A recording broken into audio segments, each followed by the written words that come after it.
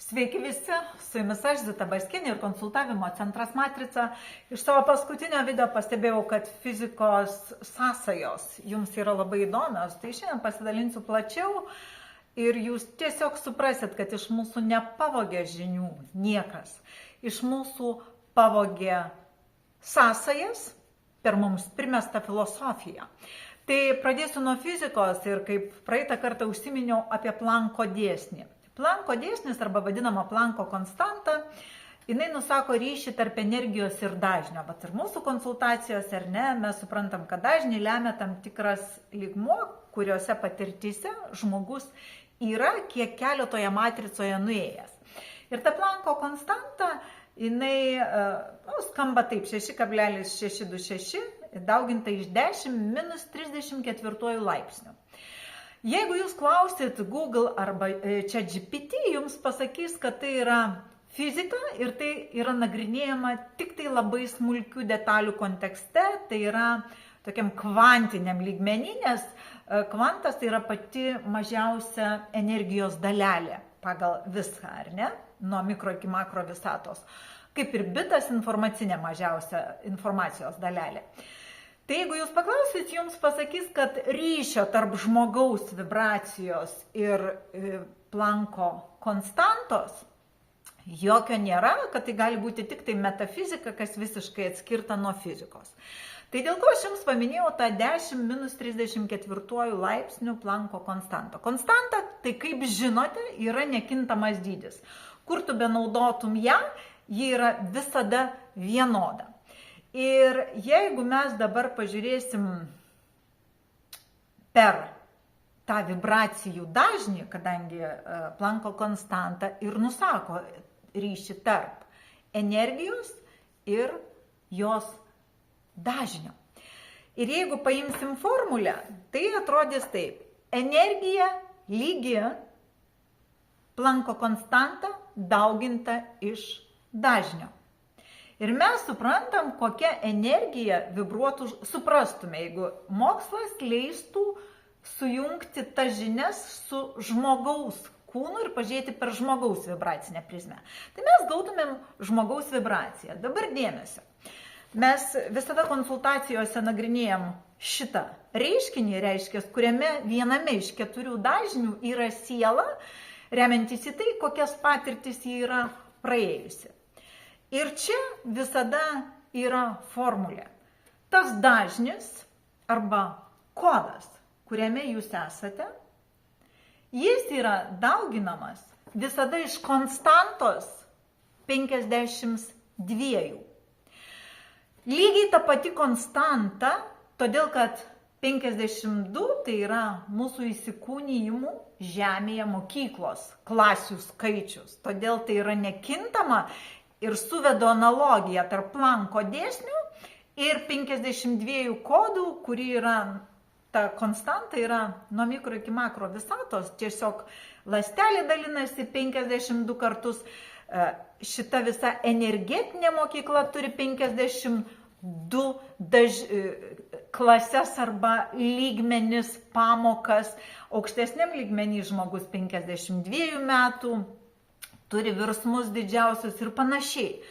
Bet fizika atmeta šitą galimybę, priskirdama nagrinėjimą žmogaus vibracijų ir Planko dėsnio sąsajų dalyką, tokiai kaip filosofijai ir ezoterikai.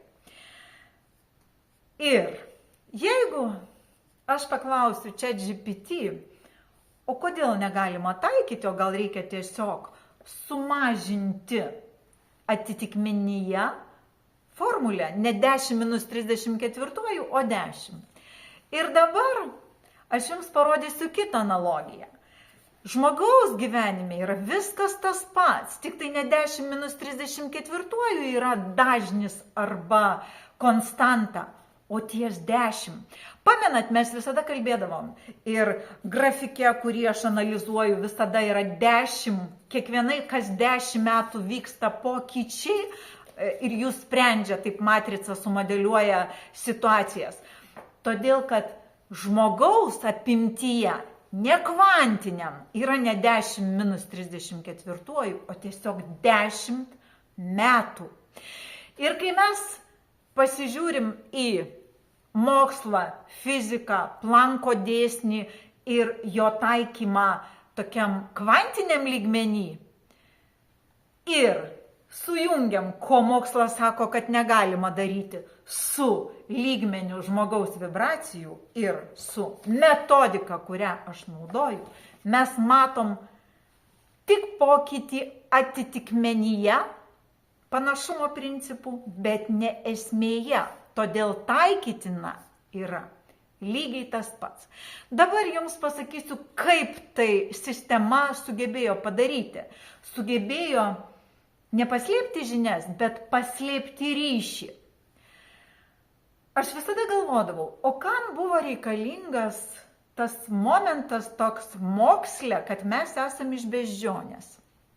Prisimenat Darvinas, jis tyrinėjo būtent tam labai smulkiam lygmenį, kaulelius, ten molekulės ir ne va to mokslininko išvadomis mes galime remtis, kad ta evoliucija vyko iš beždžionės. Iš tikrųjų yra visai kitaip.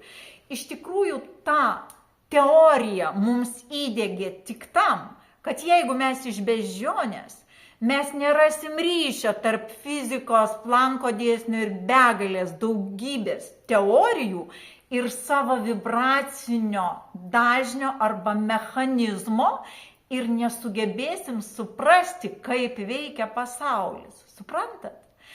Bet jeigu mes dabar pradėsim virsti į tą momentą, kad mes tikrai ne iš beždžionės, kad mes čia ateinam patirčių, mokomės ir judam į viršų ir mūsų dažnis yra kintamas ir jį reikia keisti augimo kryptimi, mes iš karto sujungsim fiziką, kas mums duodama kaip mokslas be rėmimosi į žmogaus sandarą, sujungsim ją su savimi ir tada mes suprasim, kaip sukurtas pasaulis. Visi atsakymai yra ten, mes tiltuko nepereinam. Mes nesugebam suprasti, kad tą patį mes turim čia savyje. Ir žinot,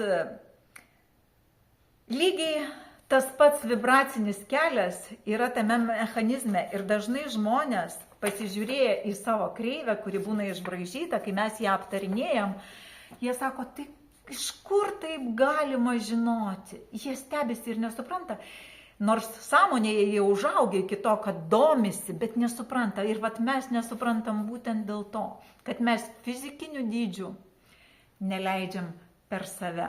Ir tas Planko dėsnis, tarp kitko, man labai gražiai suskambėjo su tuo, kad slavų kalboje, žinote, planka yra toks žodis, kuris sako kartelę kaip aukštį peršokimui. Kaip yra planka, ar ne, kaip bėgikai šoka, tai tam tokiam žmogiško augimo lygmenį planka yra lygis.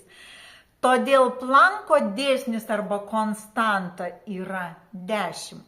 Todėl 10, 100, 1000, 10 000 tai yra Planko dėsnio laiptai arba konstanta, kaip sakoma, tik lygmenyje, ji taikoma plačiau arba siauriau.